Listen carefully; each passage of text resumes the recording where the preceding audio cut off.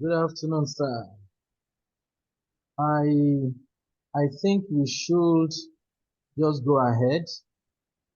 Uh, what we have decided on our part is to conclude the training, to complete it, even if we only have one person that shows up throughout. Um, People are having challenges connecting online. Those other people that will join us and who have been joining us since the beginning, um, those with issue certificates who have been joining us and who are still going to join us till the end. Any class they miss, we ask them to go and watch online. So please, in uh, in a couple of minutes, 2 minutes, nothing more, can you help us send text messages, WhatsApp messages on our Okay. group chat, the general and our individual groups to say that we are starting. We are not waiting and picking up right away. Mr. Diago, you are welcome, sir.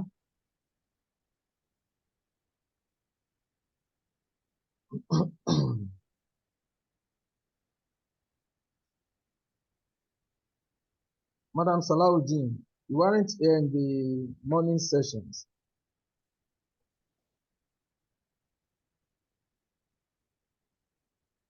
Alaja Salahuddin,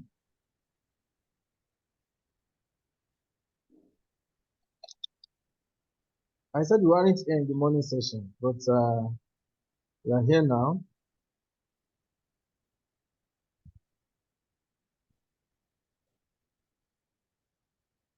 Have you helped us to send the message?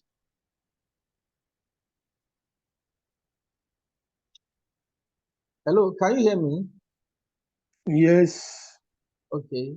I don't know what's wrong with my visuals. Maybe it's the laptop, I guess. I think there's something happening to my virtual or visual card or something, but I can't check it now. Initially, I thought it's network, but my network has been stable. I don't know why the video is still doing the way it's acting up. So, what we have this afternoon is very, very important. In the morning session, we reviewed module 1 and 2. Module 1 is about key terms, overview of key terms in peace in conflict management. Module 2 is understanding conflict. And then we went into module 3 in the morning, which is conflict handling styles. Conflict handling styles. While those are very important, one of the most, if not the most important aspects, or let me say one of the most important aspects of conflict management is what we want to treat this afternoon. Uh, Conflict analysis. We'll be treating it in two parts. The first part is an introduction. The second part, we will now delve into conflict analysis fully. Um, Conflict analysis is what conflict management or conflict managers do. It's similar to what medical doctors do when we go to hospitals, to health centers for checkups, for treatment, when we need, when we require medical attention, maybe because our body is failing or something. A doctor, no matter how familiar he is with you, no matter how long he has been working with your family or you personally, that is, how long you have been your doctor, whenever you report a medical issue, the first thing they do is to collect data about that ailment. They collect data on your vitals, like uh, your temperature, your We use thermometer to do that. Sometimes, depending on the nature of the complaint, you can say do urine test, do blood test, and so on. They are not gathering those information, data, for fun. They are gathering them in order to understand what you are going through, to understand your case, to understand the case of the patient. It is on the basis of the analysis of the information gathered that medical doctors will now do what we call DPT. DPT. Diagnosis, prognosis, treatment. Diagnosis, prognosis, and treatment. In other words, they will do all those things in order to be able to plan the best way to enter that case or to treat, to handle that case. It's only a quack doctor that will not do that will jump that critical stage, or that will not do that critical stage that will do it hurriedly, that will not do it thoroughly. I'm certain that most of us, if not all, must have heard about cases, hopefully we've not been victim of such a case or such cases whereby somebody will be treated for another ailment and will eventually die. It will be at the point of almost dying that they will discover, oh, they were treating him for something, for a wrong sickness, for a wrong health issue. We've heard about these cases. There are cases whereby somebody is being treated for malaria, whereas what he had was typhoid. And within 2-3 weeks, the poor guy is gone.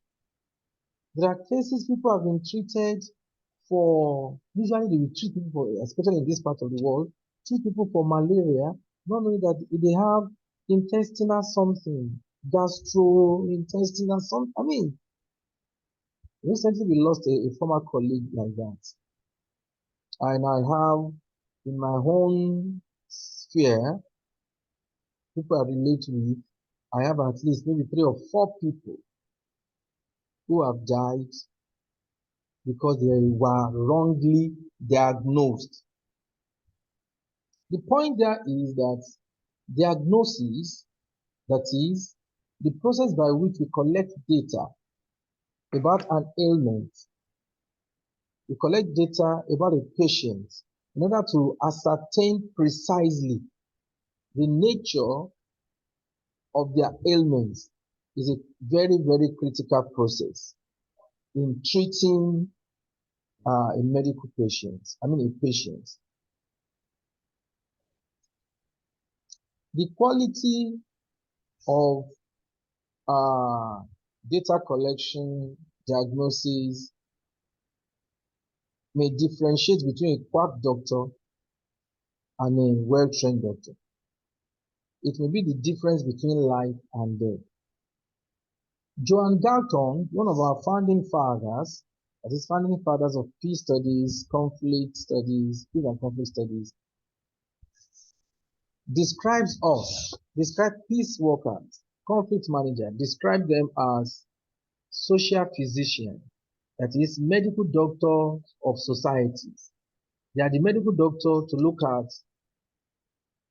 our society, to treat our society. So this training you are going through is like a foundational course to make you a social health worker, to make you a social physician. You know, there are cadres in medical health service. Before you get to the level of consultant, we have the level of, medical lab scientists, even we have the level of attendants in hospital attendants, like that. Uh, so learning about conflict analysis is a very, very critical thing. By the time we finish this module and the next, we will see that some of the things we have been doing in managing conflict before this time, we have applied some of the logic of conflict analysis. It's only that we don't know the technical way of doing it or terms used in doing such. Now, when you go through this course now, you'll be able to do it better. You'll be able to do it with greater confidence. You'll be able to do conflict analysis with greater competence. So the module is divided into 4: introduction, which I'm already doing, approaches to conflict analysis, want to see different orientation to conflict analysis, and then I'll take you through conflict analysis process. What do we do step by step?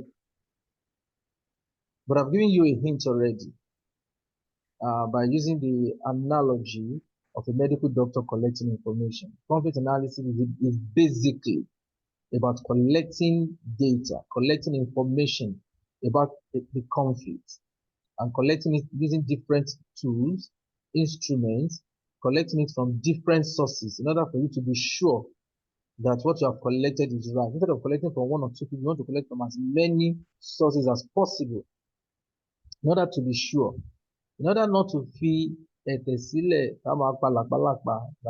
used to say, in order not to be treating malaria. Whereas what is wrong with the situation is typhoid, you see. And then finally, we're going to look at an overview. I'm just going to run through some popular conflict analysis tools. So this aspect of learning about conflict analysis is mainly theoretical. We do the practical later in the day. And I must say this at this point, we are supposed to do our group activity at the previous session, but because I'm not sure whether there's any single group that has up to 2 members that are present. That's why we didn't do that. But we find a way of doing that at the end of the course of doing the course anyway. Okay, so you see the image of a medical doctor with his stethoscope. Uh, this is what we have as conflict analysts, or when we do conflict analysis. We want to collect information about conflict, about the conflict. Conflict analysis, what is it? It is a systematic and close examination of conflicts. A systematic and close examination of conflicts in order to understand its causes, identify the actors as well as the trend, and establish a basis upon which strategies can be developed and interventions planned. First, conflict analysis is systematic. That is, it is rigorous. It is step by step. It has a logic that must be followed rigorously. Two, it is looking at conflict closely. You might have heard about the conflict from afar. Oh, from third parties, fourth party, fifth party. But when you want to do conflict analysis, you want to get as close to the conflict as possible. You want to get information from the primary parties, secondary, tertiary, and from other people even looking at the conflict. That is what we mean when we say conflict analysis is a close examination of conflict. It is systematic. It examines conflict closely. But for what purpose? To what end? One, to understand the causes of the conflict. Two, to identify the actors in the conflict. To identify the trend, how is the conflict emerging. You see, to understand its causes, to understand the actors and the trend. Then again, why do you want to understand its causes? Why do you want to understand the actors and the trend? So that we may know how to plan our strategies for managing that conflict. That's why I said earlier that conflict analysis is similar to what medical doctors do when they collect data from their patients. As conflict managers, this conflict situation is our patient. We need to collect as much information about it as possible. And that is what conflict analysis is.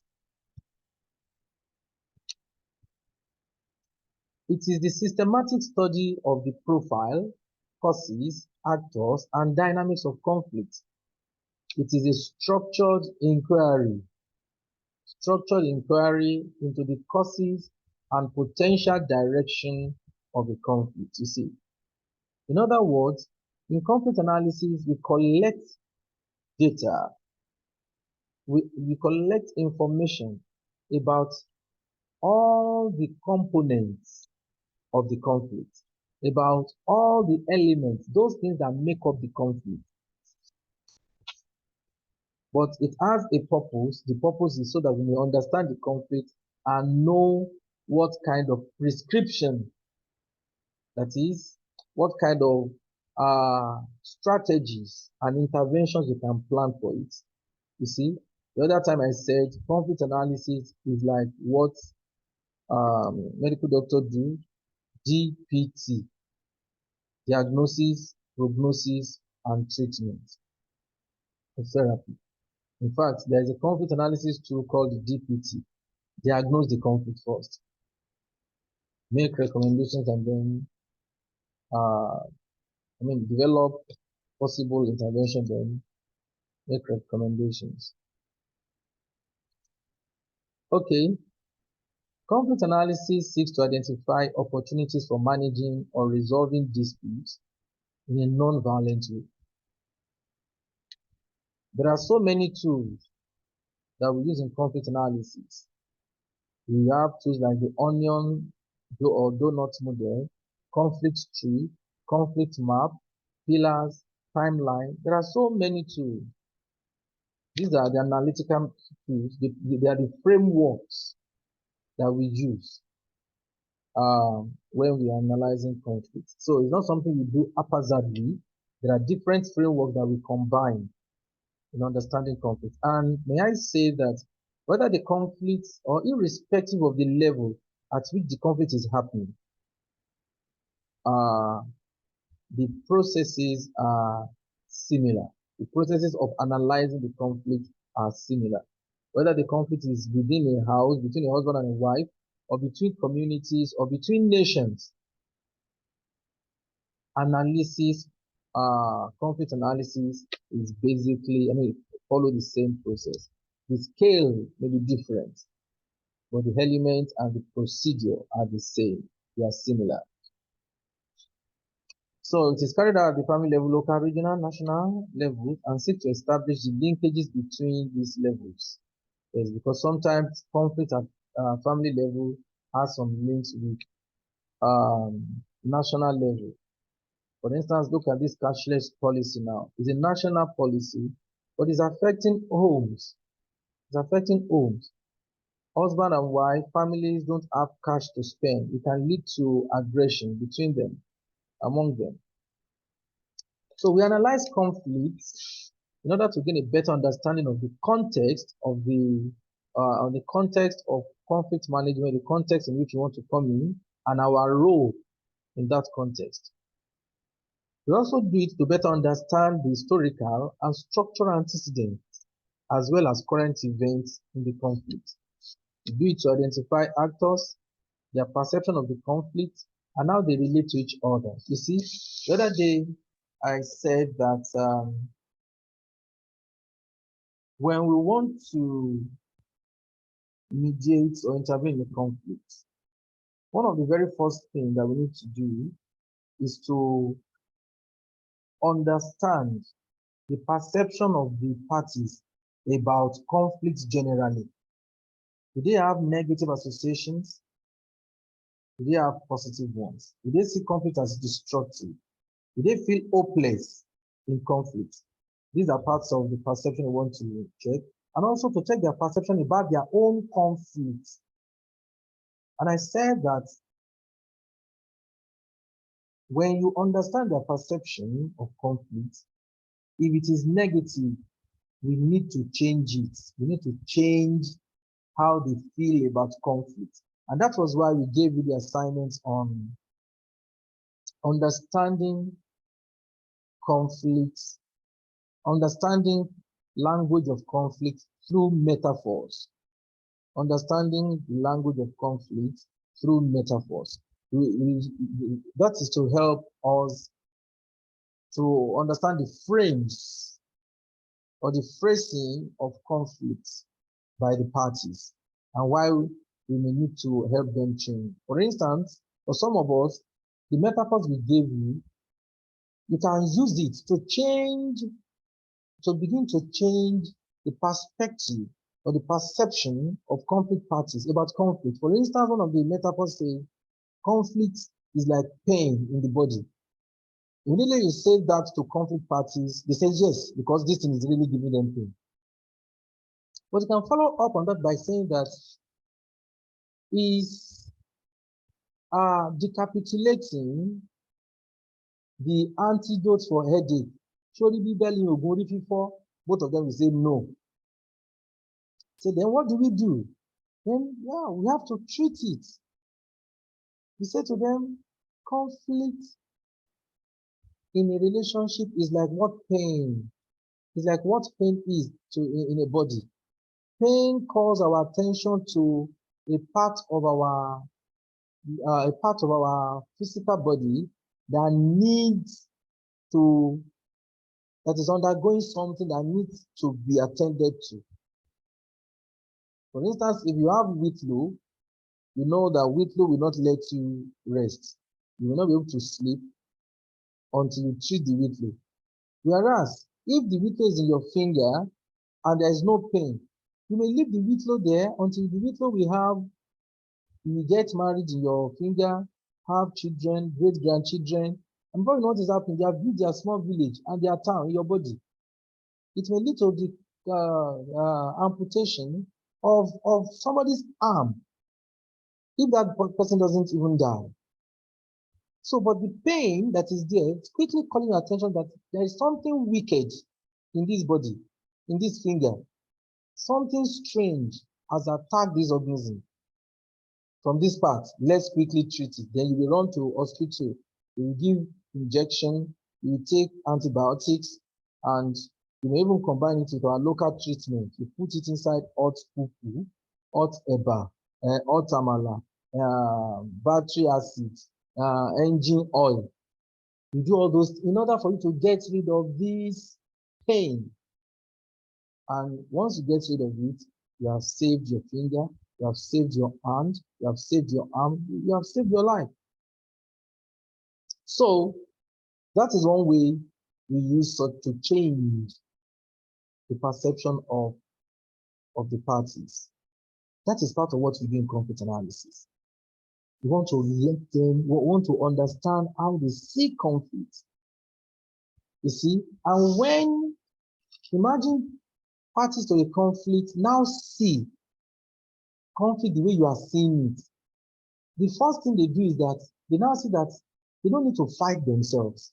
What they need to focus on is the problem. Instead of attacking each other, they should attack the problem. You see, if you succeed in doing that, about 50% of the job is done as a conflict manager. And how do you get to that? Through conflict analysis. When you are collecting information from them, how do you see this conflict? How do you see conflict generally? So,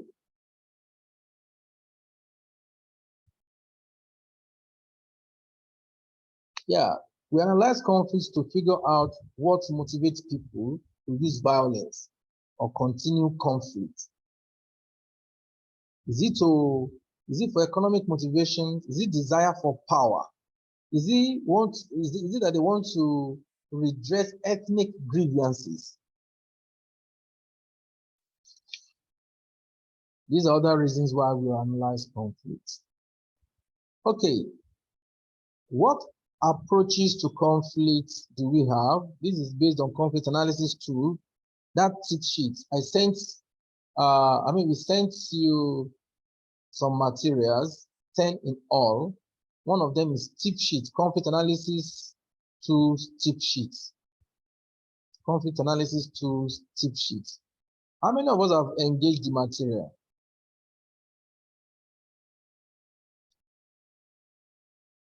Hello?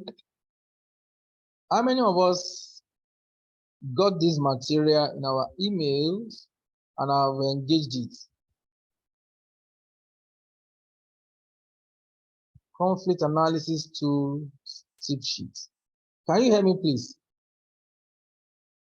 Of course. Yes. It's all right. But have we engaged this material? Yes, sir. Okay, thank you very much, sir. So, we're going to look at it briefly here. We see that in the material, we have some approaches to conflict. 3 were identified there: the Harvard approach, the human needs approach, and then the conflict transformation approach. Now, the Harvard approach emphasizes the difference between positions and interests. In the morning session, I promise I'm going to expatiate on this. You see, positions are different from interests. Position is what people say they want. Interest is why they need it, why they want it. Need is why they must have it. So when we use the Harvard approach, the tools that have the Harvard approach orientation, they focus on separation of positions from interest, because the argument is that we cannot resolve conflict based on position. We need to move from position to the lower level of interest. And sometimes we go below interest to look out for needs. For instance, we will not solve any conflict by immediately granting what the conflict parties are asking for. For instance, we are called to mediate a conflict and the woman is saying, I'm leaving this man. And the man is saying, I don't want to see her again in my house. If as a conflict manager we get and we say, okay, madam, you said you are leaving this house. Madam says yes. Say, daddy, you said you don't want her again in your house. He said yes. Yeah, that is simple now. So madam, go and pack your thing. So daddy, help us to pack her thing. Let her be doing whatever she wants to do. Conflict has finished, Abi. I've resolved it. We will just laugh at such a conflict manager. What he has done is to resolve, in quotes, the conflict based on positions. You know that no resolution like that will last. In fact, I wonder whether the wife and the husband will agree to that. They say, but you called me to come and settle this thing for us now. How are you doing like this? But we thought you are more experienced now, or we thought you are Balagba now. Maybe you are older than us. How can you say she should just pack out like that? In fact, the woman may even ask you, is it like that? Are you not supposed to ask me why I want to pack out first? Say, ma'am, are you not supposed to ask me first that why do I want to pack out? So we cannot resolve conflict based on positions. We have to dig deeper to the level of interest, and sometimes deeper to the level of needs. That is the argument of the Harvard approach. Humanist theory approach, if you recall, the first day when we treated understanding conflict, one of the theories, one of the explanations was the humanist explanation. And we said the humanist explanation believes that conflict is caused by a denial of one or more human needs. That is what this is also saying. In other words, if you want to analyze conflict, you need to analyze needs. There are some needs called basic universal human needs. If they are part of what is driving this conflict, such needs are not negotiable. They have to be fulfilled. So, while we are trying to analyze conflict, we want to bring in also human needs approach. We want to say, are there certain unmet needs in this conflict?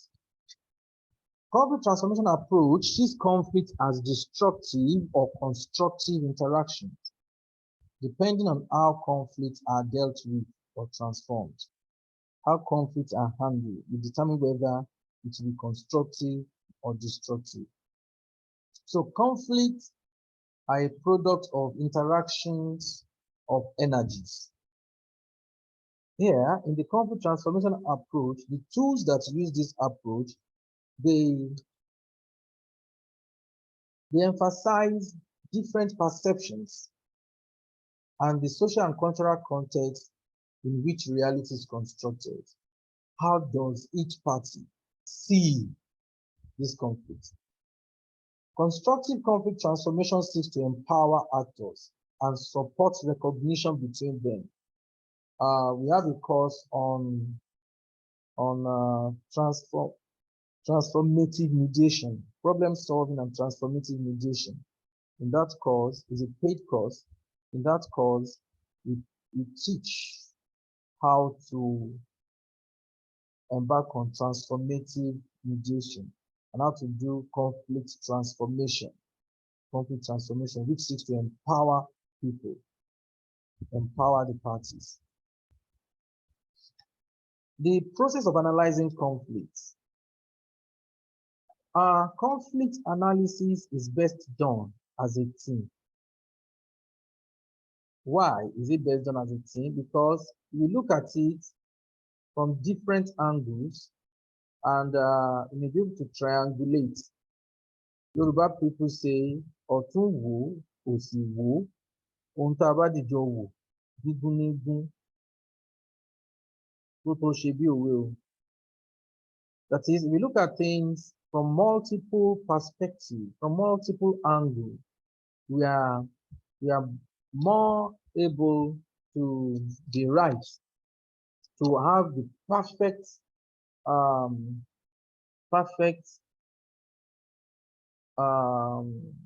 citing, perfect understanding of that thing. So we can do it. So as individual, since many of us are here on individual basis, although we came from different organizations, if you are lucky that you know any other person that is undergoing this course or that has undergone conflict analysis course, yes, you may call them, you may partner with them on a particular case you are given. Or if you have trained other members of your own organization, maybe your other committee members, maybe you have a committee like the NASFAT, the man from NASFAT, Zone 1, in Oyo State said the other day, you can call these people together. Otherwise, you want to outsource it. In other words, contract it out to external experts that will now help you to gather it. But the most important thing is that conflict analysis should not be done alone as much as possible. As much as possible. Only in extremely unusual instances, maybe there are no other people around that are conflict analysts. Even at that, you can involve people in collection of data, such. Okay, conflict analysis tools will vary by purpose and level of analysis. In other words, there are some tools that are best suited for certain types of conflict, certain levels of conflict. And in most cases, when we're analyzing conflict, we use multiple tools. We don't just stick to one tool. Just like a medical doctor, we not only use stethoscope on you many times. We use stethoscope, we may use a syringe to draw blood, we may use thermometer in order to get a perfect picture or near perfect picture of that health condition. Conflict analysis should be extensive and combine different methods of data collection. We should collect information from actors and other stakeholders through interview. We should do desk research. If it is a conflict that is already online, we do research. We do expert interviews. Expert interviews. Even if it's a conflict within a family, there may be need, excuse me, there may be need for us to talk to some experts. Experts who are already involved in the conflict, or seek expert opinion. Even experts that are not even involved, just people that are subject area experts. For instance, if you are involved in family disputes, you want to ask some questions from a lawyer that is in family law. You see, when we get to, for those of us that are interested in our paid course, negotiation and mediation, when we are teaching you negotiation and mediation, we teach you something on fact finding, experts opinion, no, not opinion, experts, that is keeping my mind now, whereby you invite experts to weigh or to assess some things for you so that you can come to objective analysis. So sometimes we do surveys. If it's a communal conflict, intrastate conflict, we need to conduct surveys. We definitely could do community consultations, organize workshops with staff, and so on and so forth. The most important thing is that data collection should be participatory. In other words, we shouldn't just sit somewhere and say we are the experts without involving the actors and other stakeholders. The parties, we need to collect information from them. We don't need to collect information about them alone. We need to collect information from the horse's mouth, from them. Data should be triangulated, meaning that we use different methods and different sources. Who do we involve in conflict analysis? Conflict managers, our staff that are involved, partners, actors, experts, individuals, and peer organizations working on the same case, and local communities. Also, that's at the micro level, at the micro, when the conflict is not beyond communal conflict. At the macro level now, we need to involve senior management staff, donors, embassies, multilateral agencies that have presence in the country, academics, government, and businesses. When do we conduct conflict analysis? As early as we are called or we get notified about the conflict. If we know about the conflict, when the conflict is still emerging, we do it immediately. So as soon as you are called to manage a conflict, no matter how intense the conflict is, don't rush into it until you have diagnosed it. It's like a medical doctor, because he's seeing the pain of a patient, now quickly say, give him this injection, give him that, do this, do that. It may end up killing him out of mercy in quotes, out of his kindness in quotes. Such a doctor will have a certificate to withdraw. Now, when do we conduct conflict analysis again? Conflict analysis should continue to be done throughout the life cycle of that conflict. We should keep doing it. Why? Because things change. Parties in conflict may change. Their supporters may change. Their powers may change overnight. Conflict is dynamic. So conflict analysis is not something we do and forget about it. We keep updating it. It should be a living document until the conflict is brought to is managed. Is managed, and then we reach some form of settlement.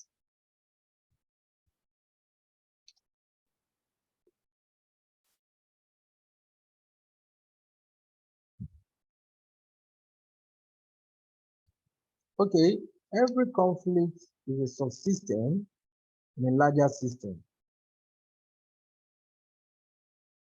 Family disputes between a husband and wife, like I said the other time, maybe as a result of what is going on at the national level, maybe as a result of what is going on in the workplace. So we need to set boundaries of the conflict we want to analyze. Otherwise, we find ourselves analyzing everything. If you want to analyze, if the conflict is about the family, the boundary should be the family. Yes, we will know that it has links with Emefiele's policy, Buhari's policy, but we may not need to analyze it to that level, just show the linkage. So we need to determine what actors and factors to focus on and which ones do we leave out for the moment. So we must consider the conflict boundaries and its relationship with its context.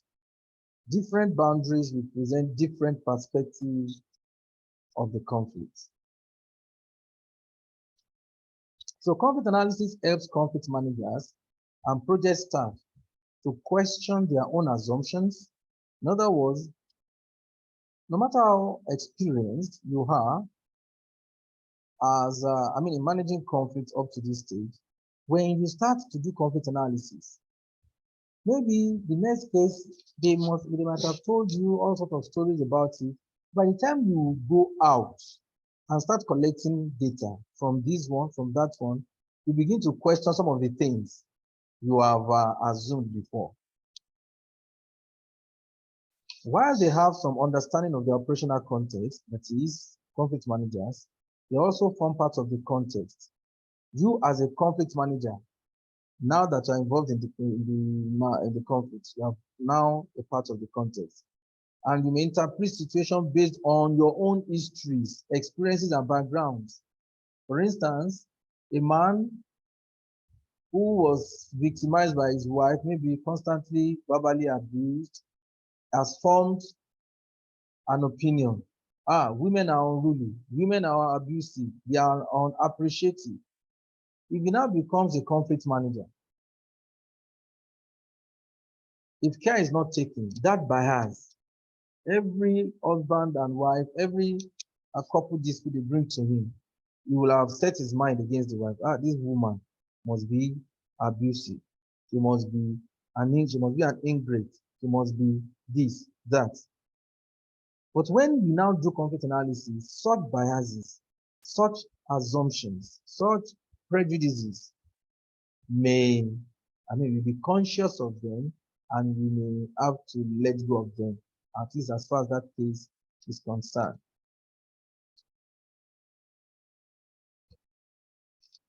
So let's quickly run through some analysis tools. You see, this list is not exhaustive.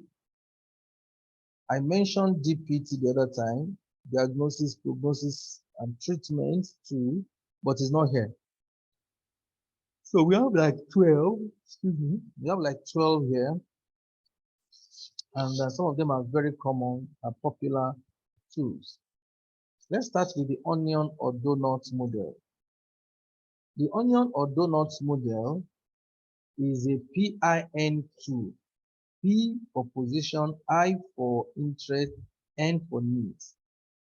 Now, we see that onion has layers. The outermost layer is the driest layer, and I've not seen anybody in any society, I've not seen, in any society using that dry part of the onion to cook.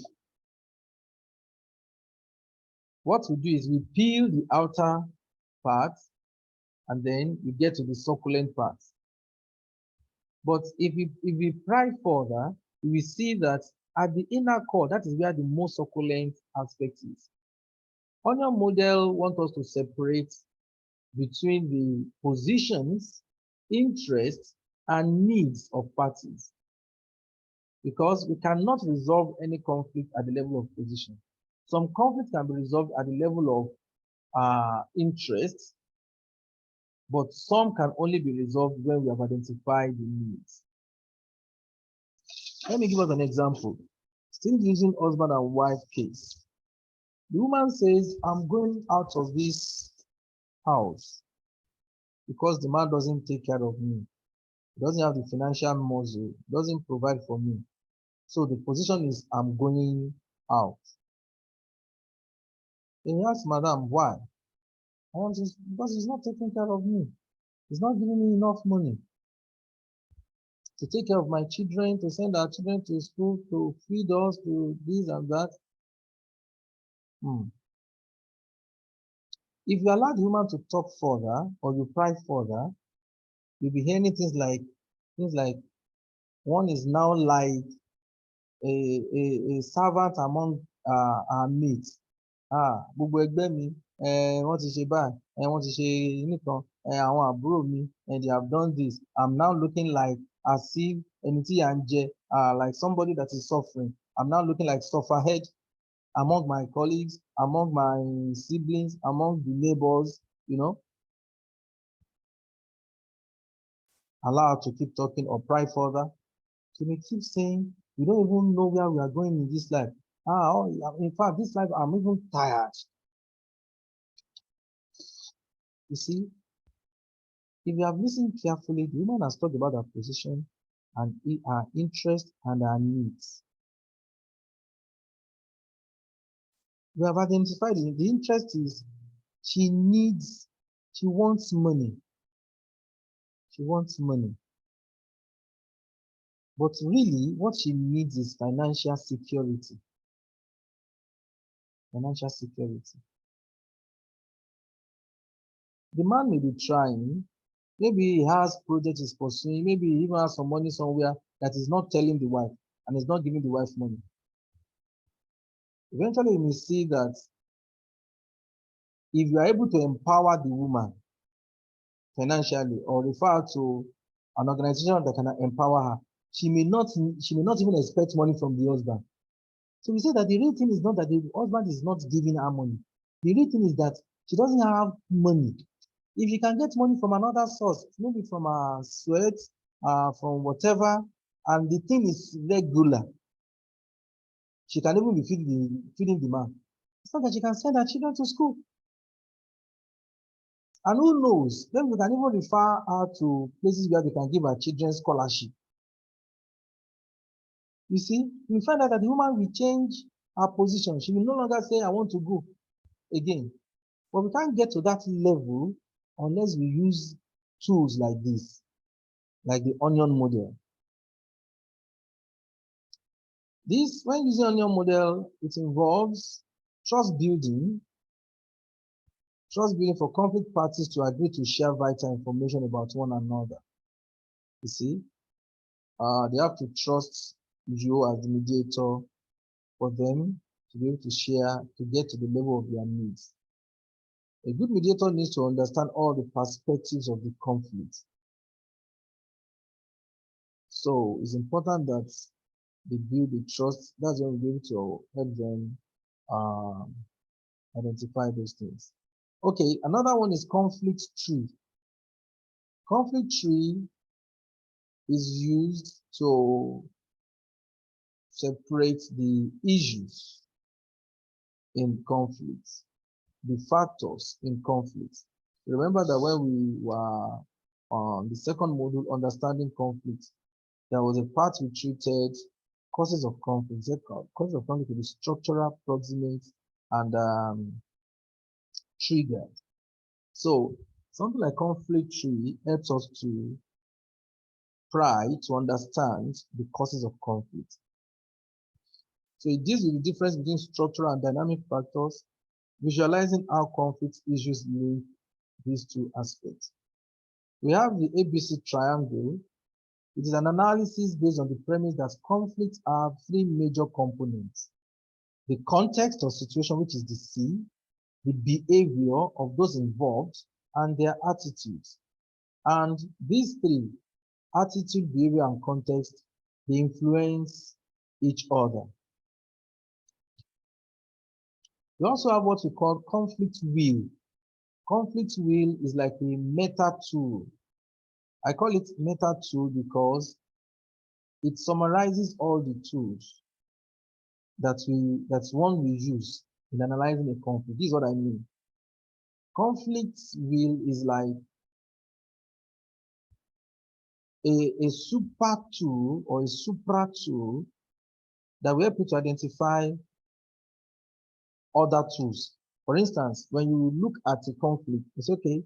For analyzing the actors, I will need these two. I will need the onion model to check their position, interest, and needs. I will need this. I will need that. To put those tools on the side.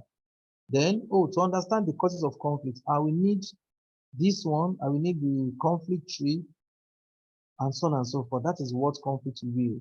So one should, before using conflict tools directly, one should first of all use conflict wheel to identify appropriate tools. So the first place to start when you are analyzing conflict is to use this meta tool. The conflict wheel is not the only meta tool. We have one or two other ones that we're still going to see. So conflict wheel helps us to organize the other conflict analysis tool. Conflict map. This is a tool, is a graphical representation of actors and their interrelationships. It helps us to analyze actors, their relative power, and their relationships. Classius escalation model. It aims to fit our conflict intervention strategy to the conflict party's escalation level. In other words, it helps us to see what we need to do to address conflict at escalation level.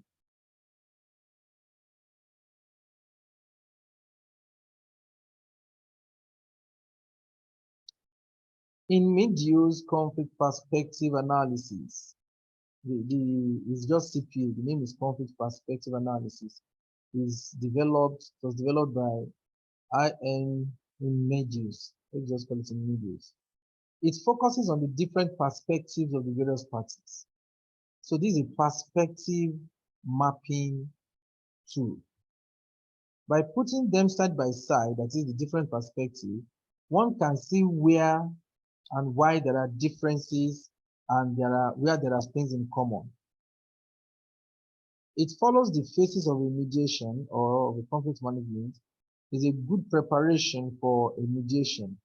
Can also be used to coach one conflict party and to teach them.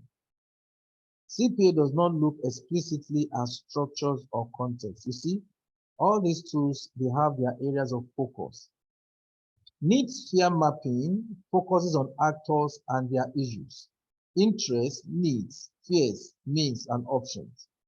It allows for a clear comparison of actors' similarities and differences in the form of a table. Multi-causal role model focuses on causation, on the different qualities of reasons, triggers, channels, catalysts, and targets. Content and actors, dynamics, or structures are also considered in the multi-causal role model. The 5 W's, 1H, and so what is another semi-meta tool. It's like a tool you can use to, first of all, gather information about conflict before we now use other tools for specific information analysis, kind of. So it enhances the skills of using conflict analysis tools. It helps to identify the elements for understanding conflict by asking critical questions to make sense of the conflict. In other words, it asks the following question in order for us to be able to make sense of the conflict. The first W is where is the conflict, the location, the geography. Who are the parties, the actors? What is the conflict about? It is the issues, causes. 4, when did it begin? Time. 5, why the conflict? Why the conflict? Then, how is the conflict progressing? The dynamics. So what do we do to end it? That is planning, intervention. So that brings us to the end of this module. I want to thank you for your attention. Before we go into our other model for today, I don't know whether anybody has any question on conflict analysis, introduction to conflict analysis. Any question, please?